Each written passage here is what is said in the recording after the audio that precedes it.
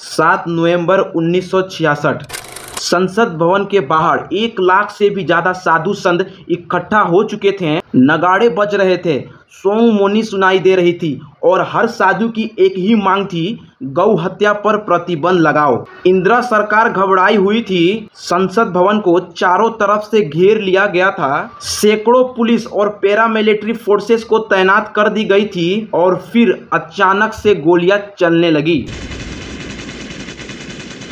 कई साधु वहीं ढेर हो गए। सैकड़ों लोगों को जबरदस्ती बसों में भरकर वहां से हटा दिया गया। रातों रात 1000 से भी ज्यादा लाशों को दिल्ली से गायब कर दी गई और अखबारों में सिर्फ इतना छपा, सिर्फ 8 लोग मारे गए। अगर सिर्फ ये एक गौ हत्या प्रतिबंध के लिए एक प्रदर्शन था तो फिर पुलिस रिकॉर्ड से कई गिरफ्तारियों और सबूत क्यों गायब कर दिए गए? और सबसे बड़ा सवाल, काउ स्लॉटर को लेकर इतना बड़ा निरसंघर्ष क्यों हुआ और भारत सरकार ने इसे जनता से छुपाया क्यों?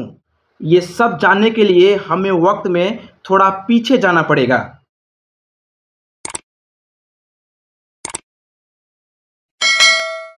1947 संविधान सभा की बैठक में हिंदूवादी नेता जैसे कि पंडित ठाकुरदास, गोविंद दास और रघुवीर कॉन्स्टिट्यूशन में काउ स्लॉटर को टोटल बैन करने की अपील कर रहे थे। गाय हमारी माता है, संविधान में गौ हत्या पर प्रतिबंध लगाया जाए।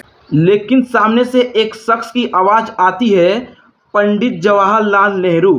भारत एक सेक्युलर देश होगा, धर्म के आधार पर ऐसे कानून नहीं बन सकते। और फिर गौ हत्या पर बैन टल गया। 1955 में दोबारा कोशिश हुई और गौ हत्या प्रतिबंध पर एक बिल भी लाया गया, लेकिन इस बार भी नेहरू जी ने साफ शब्दों में कह दिया, अगर गौ हत्या पर प्रतिबंध लगा तो मैं प्रधानमंत्री पद से इस्तीफा दे दूंगा। लोकसभा में 96 वोट बिल के विरोध में आए और सिर्फ 12 वोट ने उन्हें सपोर्ट किया। लेकिन फिर 1964 में नेहरू जी के डेथ के बाद साधु और हिंदू ऑर्गेनाइजेशंस ने पूरा मौन तोड़ा और इंदिरा गांधी पर काउ स्लॉटर बैन के लिए प्रेशर बनने लगा। 1966 में इंदिरा गांधी ने साधु संतों से वादा किया, अगर 1967 के लोकसभा चुनाव में कांग्रेस जीतेगी तो गौ हत्या पर प्रतिबंध लगेगा। लेकिन क्या ये वादा सच था या सिर्फ एक राजनीति चाल थी? इसका जवाब देश को उसी साल अक्टूबर में मिल गया, महाराष्ट्र के वाशिम में, जहां एक शांति मार्च निकाला गया जिसमें हिंदू साधु संत, गौ रक्षक और आम भक्त लोग गौ हत्या पर प्रतिबंध की मांग कर रहे थे। लेकिन कुछ ही देर में ये मार्च तेजी से बढ़ती भीड़ में तब्दील हो गया। ये बात तत्कालीन महाराष्ट्र सरकार को बिल्कुल पसंद नहीं आई, जिस पर कांग्रेस की सरकार थी। महाराष्ट्र पुलिस को भीड़ पर एक्शन लेने का ऑर्डर मिला, लाठीचार्ज हुआ और भगदड़ सा माहौल हो गया। और तभी महाराष्ट्र पुलिस ने गोली चला दी। सरकारी आंकड़ों ने बताया कि 11 लोगों की मौत हुई, कई लोग घायल हुए, लेकिन एक्चुअल संख्या कभी रिकॉर्ड की नहीं गई। वाशिम का खून अब आंदोलन की नई चिंगारी बन चुका था, क्योंकि एक तरफ इंदिरा गांधी गौ हत्या बैन करने का वादा कर रही थी और दूसरी तरफ महाराष्ट्र की कांग्रेस सरकार गौ रक्षकों पर गोलियां बरसा रही थी। हिंदू संघ समाज ने अब तय कर लिया था, अब जो भी हो ये आंदोलन रुकेगा नहीं। 7 नवंबर 1966 गोपाष्टमी का शुभ दिन था और सुबह के 10 बजे संसद मार्च पर एक अजीब सा माहौल था। करीब 1 लाख साधु सन्यासी, गौ रक्षक और हिंदू भक्त संसद की ओर बढ़ रहे थे। संसद मार्च पर संत प्रभुदत्त ब्रह्मचारी और अन्य धार्मिक नेता भाषण दे रहे थे। नागा साधु अपनी प्राचीन परंपरा के अनुसार तलवार और गदा जैसे शस्त्र धारण किए हुए थे। प्रोटेस्ट एकदम सा शांतिपूर्ण ही लग रहा था, लेकिन सरकार अंदर से घबरा चुकी थी और फिर अचानक से माहौल बदलने लगा। साधु और गौ रक्षक पार्लियामेंट की तरफ आगे बढ़े और इसी में कुछ युवा अराजक होने लगे और बैरिकेड तोड़ने लगे।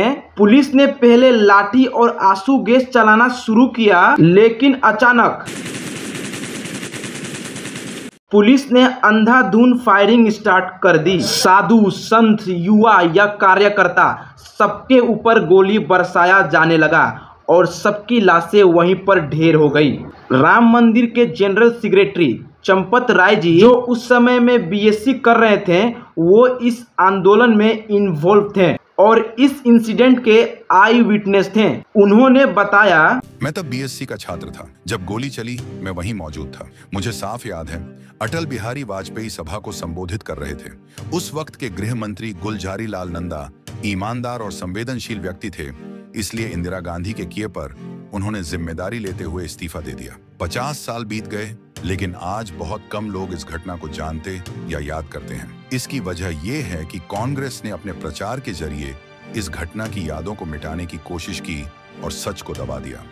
वहां पर उपस्थित लोग, आई विटनेस और हिंदू संगठनों का कहना था कि 5000 से भी ज्यादा साधु संत और सन्यासी उस दिन गोलियों का शिकार बने और 5000 से भी ज्यादा लाशों को रात के अंधेरे में सीक्रेट मिलिट्री ट्रक्स और बसों में भर के जला दिया गया। दिल्ली के अलग अलग शमशानों में बिना किसी रिकॉर्ड के जलाया गया और इन लाशों का कोई भी रिकॉर्ड नहीं रखा गया। ये भी नहीं चेक किया गया कि कहीं उनमें से कोई जिंदा तो नहीं है, ना कोई रिकॉर्ड और ना कोई दस्तावेज। लेकिन फिर भी प्राइवेट प्रेस ने या इंडिपेंडेंट मीडिया ने भी इसे रिकॉर्ड क्यों नहीं किया?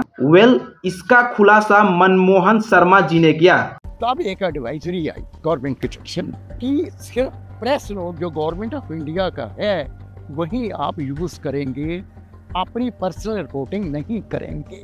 ये साफ साफ कि जो हम प्रेस नोट इशू करेंगे आप उसी को छापें और उसको शब्द छापेंगे।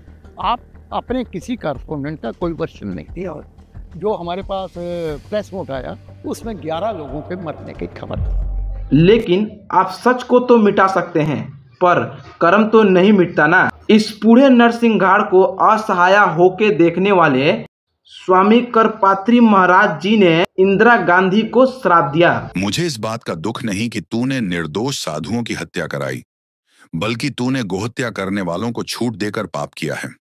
ये माफी के लायक नहीं है। गोपाष्टमी के दिन ही तेरा भी नाश होगा। 31 अक्टूबर 1984 जिस दिन इंदिरा गांधी की हत्या हुई, उस दिन गोपाष्टमी ही था। तो दोस्तों, आज के लिए इतना ही। वीडियो कैसा लगा आप कमेंट में जरूर बताइएगा।